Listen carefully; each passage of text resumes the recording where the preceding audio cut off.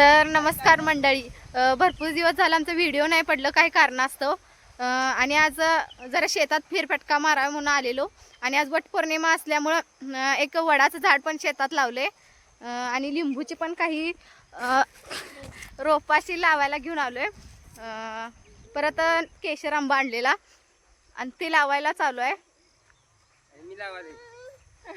आणि इकडं आमचे झाड मी लावाले खोरं घेऊन दाखवायला आलेत आपण झाड लावतायला. चला तर मग केशर आंबा लावूया.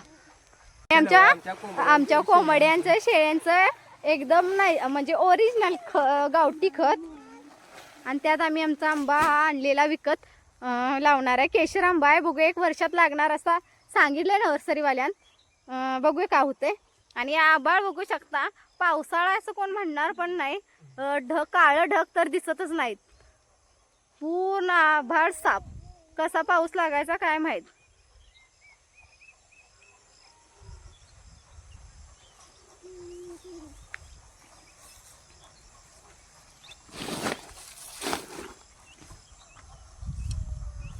केशर आंबा